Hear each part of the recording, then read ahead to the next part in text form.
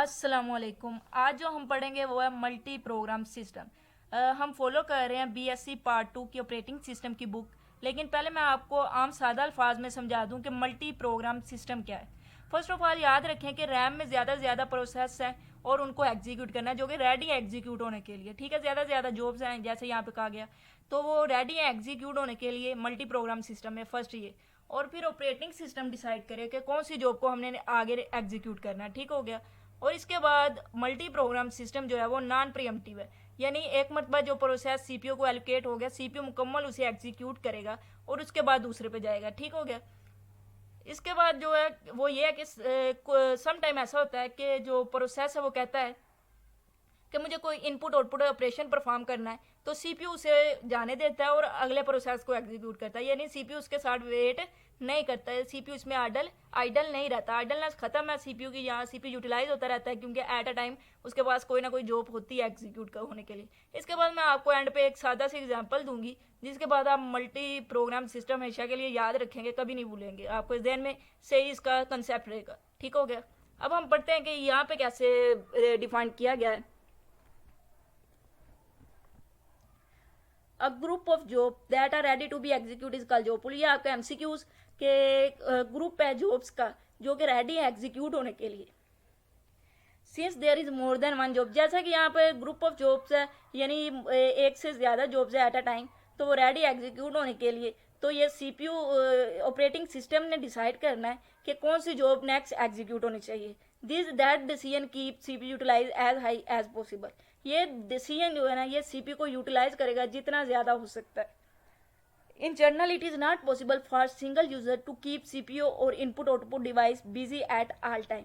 आमतौर पर ये पॉसिबल नहीं है कि एक सिंगल यूज़र सीपीयू को और इनपुट आउटपुट डिवाइसेस को बिजी रखे एट ऑल टाइम, लेकिन मल्टी प्रोग्रामिंग सिस्टम अलो करती है सिस्टम कि हम सीपीयू की यूटिलाइजेशन को बढ़ाएं बाई किसके जरिए, by ensuring that CPU always has a job. यानी सीपीयू अगर एट अ टाइम अपने पास कोई जॉब रखता है, यानी उसके पास कोई ना कोई प्रोसेस है जो एग्जीक्यूट हो रहा है, तो इसका मतलब सीपीयू यूटिलाइज हो रहा है।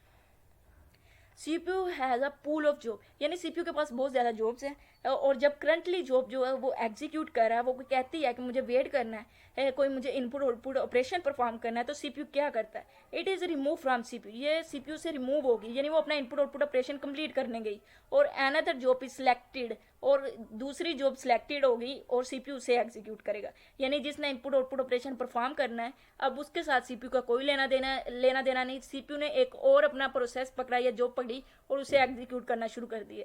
और ये प्रोसेस जो है ना सीपीयू का के उसका इनपुट आउटपुट जिसने परफॉर्म करवानी उसके साथ वेट नहीं करना और दूसरी को एग्जीक्यूट करना। इस प्रोसेस की वजह से सीपीयू यूटिलाइज होता रहता है और यही मेन रीज़न है जिसकी वजह से मल्टी प्रोग्रामिंग सिस्टम जो है ना वो ज़्यादा ऊपर है नॉन मल्टी प्रोग्रामिंग सिस्टम की निस्बत, क्योंकि सीपीयू बेकार नहीं बैठता। इस पूरे में यही इन्होंने बताया है। जैसा कि in non multi programming system if a job had to wait for input output operation CPU would also have wait to until input output was finish. जबकि नॉन मल्टी प्रोग्रामिंग सिस्टम में ऐसा नहीं था, अगर एक जॉब को wait करना है तो सीपीयू को भी वेट करना पड़ता था। और जैसा कि सीपीयू को ऐसा नफीस डाटा स्ट्रक्चर चाहिए कि वो मल्टी प्रोग्रामिंग सिस्टम अप्लाई कर सके। यानी ये तो हमने समझ लिया उसका वर्कआउट कि वो कैसे काम करता है, मल्टी प्रोग्रामिंग सिस्टम है क्या, लेकिन इसको परफॉर्म करवाने के लिए एक नफीस किस्म का डाटा स्ट्रक्चर भी होना चाहिए ताकि सीपीयू इस काबल हो के डिसाइड करे कि कौन सी जॉब को नेक्स्ट एग्जीक्यूट करना है। जैसे कि कुछ जॉब्स होती हैं जो मेमोरी में एक मरतबा ही फिट होकर रह जाती है और कुछ जॉब डिस्क पे रहती हैं जिसकी वजह से उन्हें जगह नहीं मिलती क्योंकि मेमोरी में ऑलरेडी फिट हैं कुछ जॉब्स। और ऑपरेटिंग सिस्टम इस काबल होना चाहिए वो कि कोई शेड्यूलिंग परफॉर्म कर सके।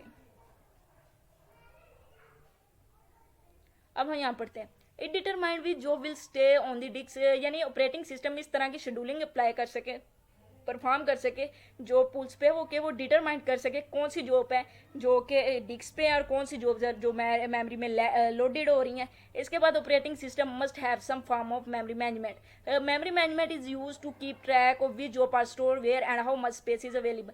के memory management is use to keep track कि कौन सी जॉब्स कहाँ स्टोर है और कितनी स्पेस अवेलेबल है। ठीक हो गया, ये मेमोरी मैनेजमेंट है। हम आगे मेमोरी मैनेजमेंट मुकम्मल डिटेल में पढ़ेंगे। फिलहाल के लिए एमसीक्यूज के लिए मार्क करें और इसे पढ़ें। Sometime there may be many jobs that can run at any one time. हो सकता है कि कुछ वक्त में ऐसा होता है कि बहुत ज़्यादा जॉब्स होती हैं जो रन हो सकती है एक ही टाइम पे, तो इस वक्त कंट्रोल करना चाहिए हमें इनकी इंटरसेक्शन को, लेकिन जनरल तौर पर ऐसा नहीं कि मैनिपुलेट कर सके डाटा और program code of another job. ठीक हो गया। अब मैं आपको बेसिक्स एग्जांपल देती हूँ इसकी, जिसके बाद आपको मुकम्मल समझ आ जाएगी।